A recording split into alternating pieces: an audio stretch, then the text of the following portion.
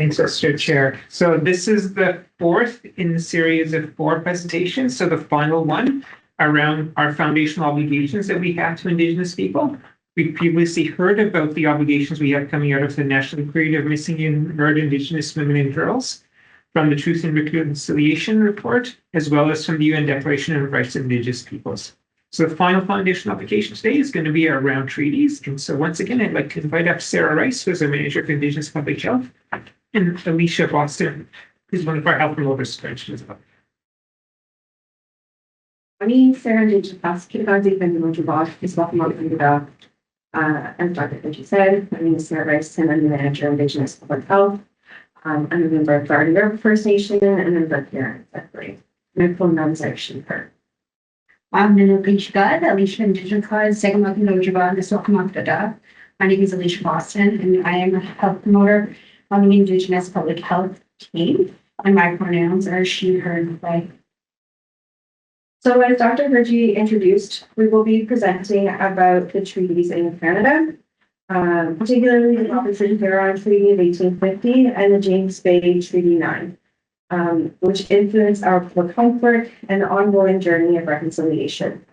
As members of the Board of Health involved in the Unlearning and Undoing White Supremacy and Racism project, you're already aware of the historical context, and today we're going to explore how these treaties tie directly to health equity, the promises made, and our responsibilities going forward. So often when we talk about reconciliation, the conversation revolves around historical harm and healing, but it's also about addressing the current inequities that exist. Health systems and public health have a critical role in this process. One of the ways we do this is by understanding our legal and ethical obligations to Indigenous communities through these treaties. Treaties are not just historical documents. They continue to influence the health of Indigenous peoples today, especially in terms of access to care, resources, and services. So the question we need to ask is, how do we align our public health work with promises made in these treaties, and how do we ensure that our work fosters health equity? Through the process of unlearning, we have introduced you to the foundational documents that tell us how and why we must do the work of reconciliation. Each of these reports lead to our obligations and responsibilities as part of the healthcare system and through treaties. The Truth and Reconciliation Commission's calls to actions contain a number of recommendations related to health. These calls urge us to create culturally safe, equitable, and accessible healthcare for Indigenous peoples. The National Inquiry into Missing and Murdered Indigenous Women and Girls, NMWG, connects colonial violence and poor health outcomes, especially for young Indigenous and gender diverse people. And the United Nations Declaration on the Rights of Indigenous Peoples, or UNDRIP, reinforces the right to health, land, and self-governance. These three documents set the stage for understanding the context within which we should work. They remind us that healthcare systems, policies, and practices must be informed by the rights and responsibilities outlined in treaties. In the context of public health, reconciliation isn't just about acknowledging historical wrongs, it's about actively addressing the inequities created by those wrongs and fulfilling our treaty obligations in the process. When we talk about treaties, it is critical to note that they are not unique to Canada. Treaties are formal agreements made between nations. We see them around the world, such as peace treaties, trade deals, and security pacts. They're binding legal instruments designed to outline responsibilities and maintain relationships. And most importantly, in the First Nation context, they are sacred promises between nations. Here in Canada, treaties between Indigenous nations and the Crown are no different. They are nation-to-nation agreements meant to establish peaceful coexistence, outline shared use of land and resources, and promise ongoing relationships and obligation, with many which relate to things like healthcare, education, and economic support. These treaties are found across the country, reflecting the fact that Indigenous peoples are not a monolith, but are made up of unique and distinct nations, each with their own languages, territories, and governance systems. The foundation for these treaty relationships was recognized in the Royal Proclamation of 1763, which affirmed Indigenous land rights and established that any land cession required formal treaties between the Crown and Indigenous nations. However, even though the colonial government often viewed treaties as instruments of land cession, the First Nation understanding was fundamentally different. First Nations could not cede the land because they could never give away their relationship to the earth and their sacred connection to Gargwekwe, Mother Earth. For the First Peoples, the treaties were about sharing the land and maintaining balance, not surrendering it. But over time, the spirit of the treaty process and many of these promises were not fully realized, leading to the health disparities we see. It's important to emphasize that these treaties are not relics of the past. They are living legal agreements that continue to carry obligations for all Canadians, including us in public health. It's our job to understand their relevance and apply them to our work. I want to take a moment to touch on two key symbols related to the treaty relationship. First is the two-row wampum belt, as you see on the screen, which is a powerful symbol of mutual respect and peaceful coexistence. It represents two nations traveling side by side, one Indigenous canoe, one settler boat, each steering its own course, neither trying to steer the other, sharing resources and knowledge for mutual benefit and with reciprocity.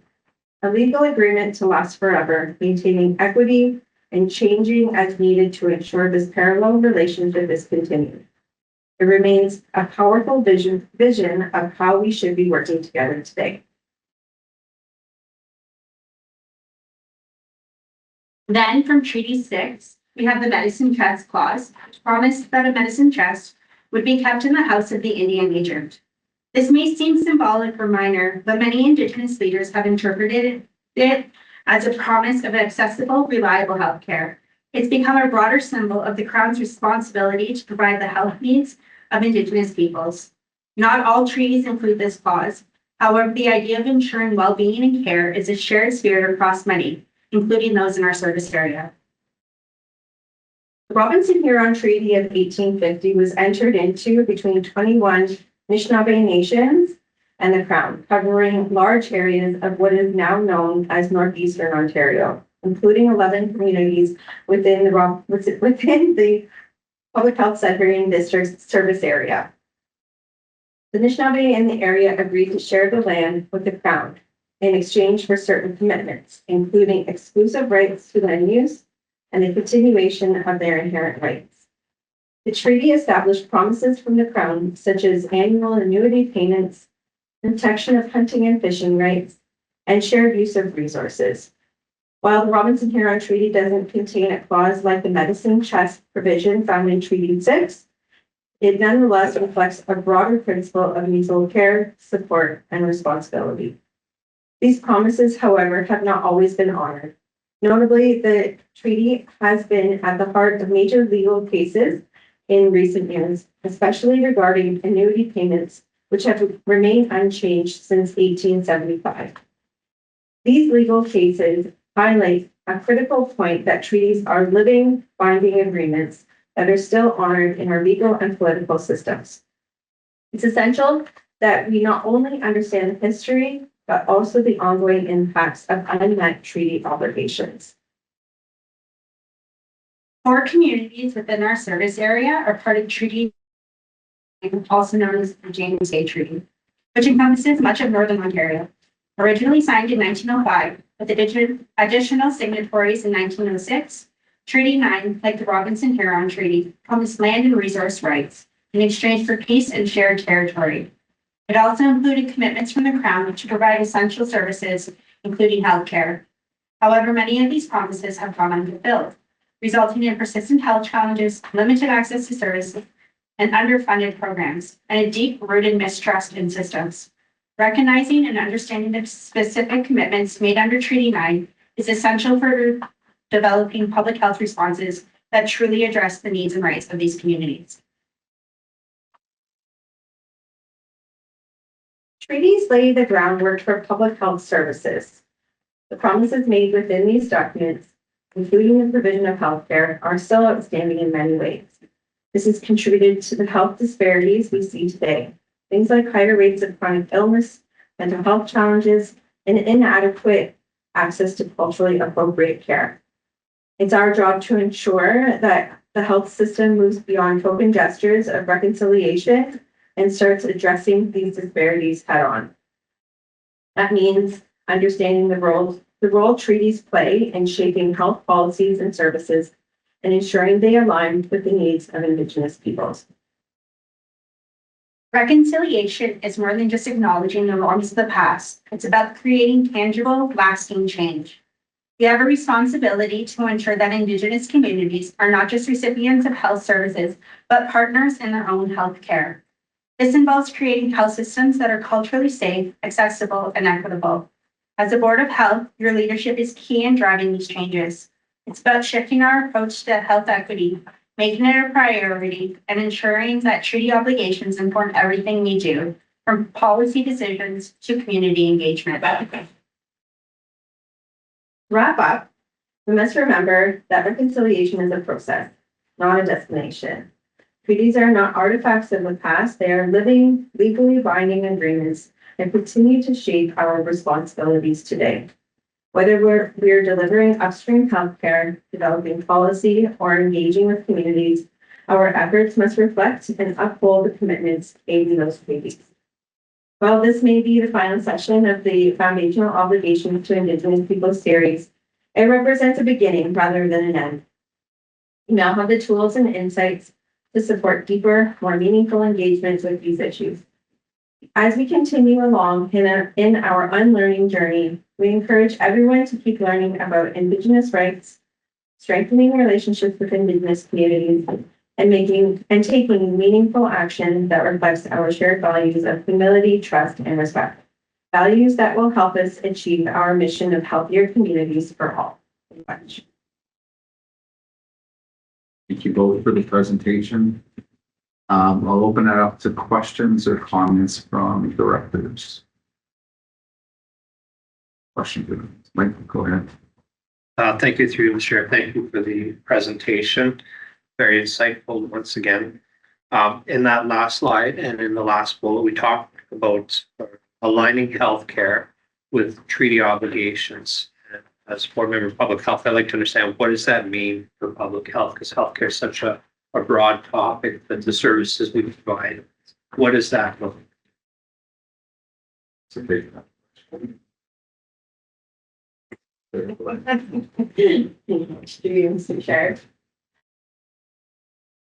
Essentially, it means working together to create co-developed solutions. So when we build our relationship with the community and do the work in a way in which honors their ways, then that's meeting our treaty obligations.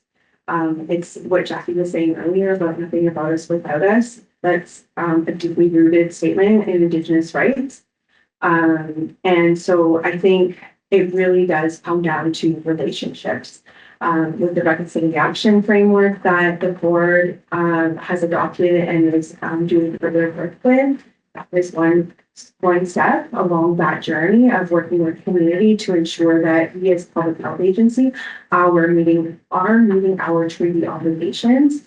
At the end of the day, it really is about communication, relationship building, and working together to co-create a system that honors the wishes and needs of constituents and other Indigenous communities.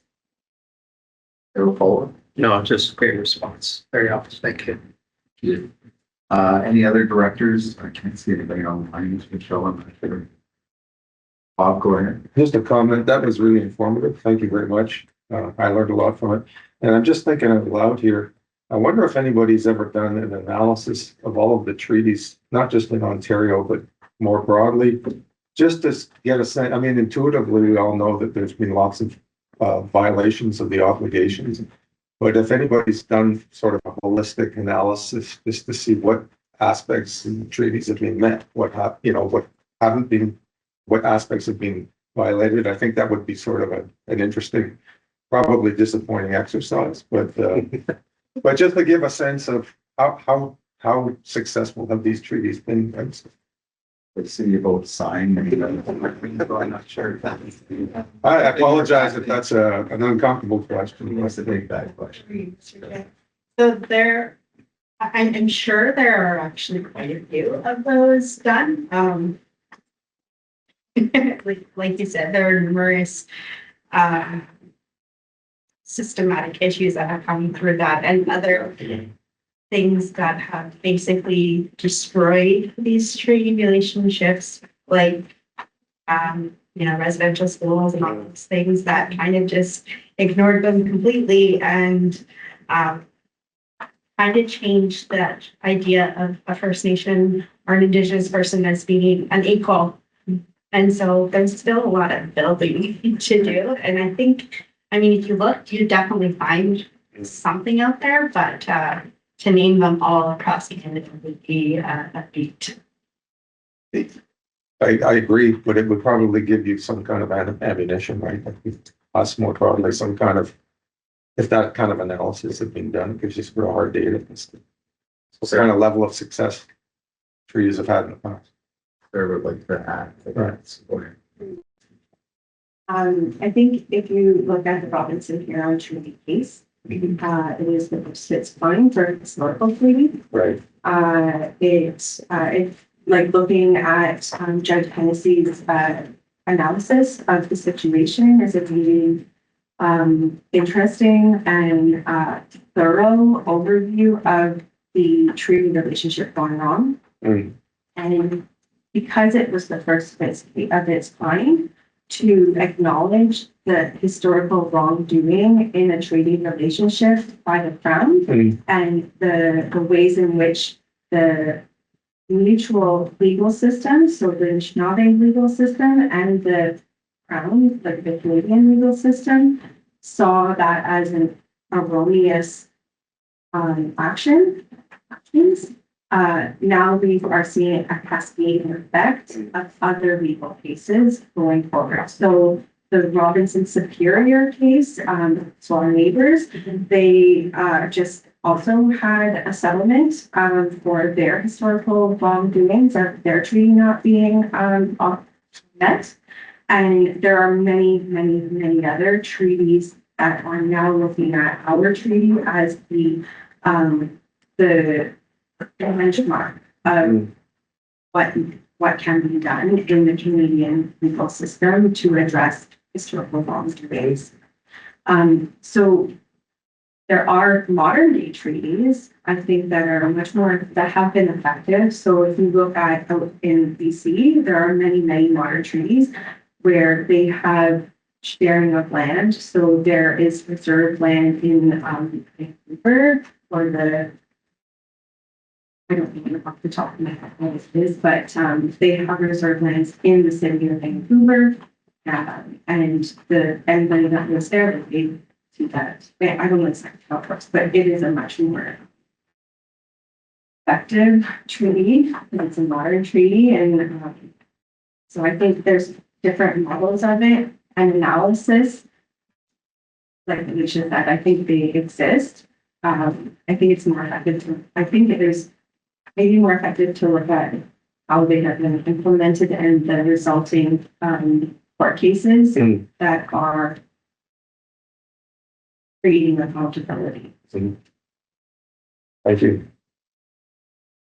Thank you, Bob. Any other questions before I let the presenters?